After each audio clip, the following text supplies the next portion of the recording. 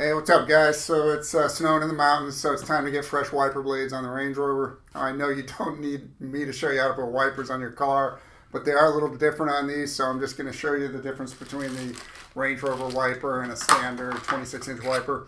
If you've got a BMW 5 Series, you've already seen this mounting system. It should be pretty normal for you. I think for a lot of people, this system is a little bit strange, so I'm going to show you some clips that you want to have on hand too. These go on the wiper arm. They're plastic. They might break, so it's going to be a lot quicker if you just have them on hand. You don't have to wait for them to show up. Let me pull out a conventional. This is a Bosch 26-inch, same length. And when you put them side by side, you can see the conventional wiper is much wider in the center. You'll never get it to mount to the Range Rover connector here. But when these connectors are working, it's a great system. They put a little slot on there. If you need to, you can get a screwdriver in, put it in the lock position. It holds very well. To unlock it, you'll probably need a screwdriver. You just put it in that slot, slide it to the unlock position, and it pops right off.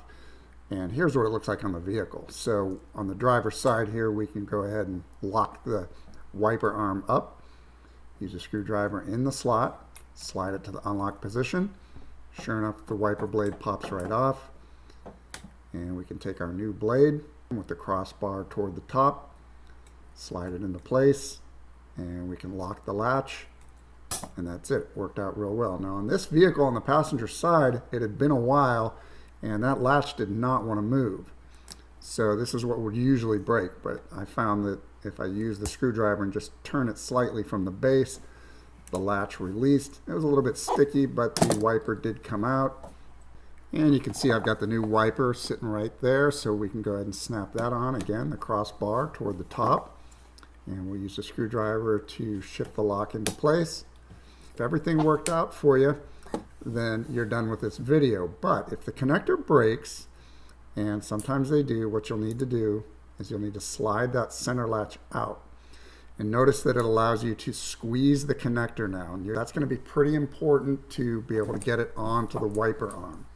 So first, just like we did before, you got to remove the wiper blade. And once you get that off, you're going to lock the blade in the upper position, rotate the connector up, and remove that center latch. That allows you to squeeze it, and it pops right off of the wiper arm. And now we can also pull the bayonet off, and the bayonet is what usually breaks, but now we can pop it back on. Nothing broke in this case, and we can squeeze it back onto the wiper blade just like you normally would when installing the connector.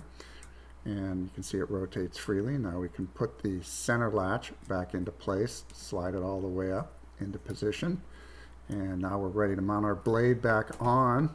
For the driver's side, it's a little bit different. You'll notice we have this long airfoil, okay? And if you like that airfoil, then you're going to want to try to keep this connector intact.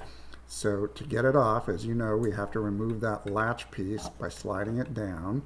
Okay, and here's a recap. So we have to pull that center latch out so that we can squeeze it to get it off of the wiper arm. So it's a little bit tricky because the airfoil only lets the connector rotate so far. But you can get it. Just go ahead and slide it out. Now we've got that out. That allows us to squeeze from the sides. And we've got it off. Now, again, if this breaks, I don't think you're going to find a replacement very easily that's got that airfoil on there. So you'll just want to replace it with a standard one. Now, in my case, nothing broke, so I'm going to go ahead and put this one back on the wiper arm. And it's the same process. I'm just going to slide the bayonet up, and then I'm going to squeeze it from the sides so it snaps onto the arm. And again, because you've got that airfoil on there, it's a little bit tricky, but it went right back into place. And now you have to get that center latch back in. And it's going to be a little bit tight because of that airfoil. But just go ahead and slide it in from the back. And once you get it into the upper position, there you go. We're ready to put the wiper blade on as you normally would. So just go ahead and make sure that crossbar is toward the top.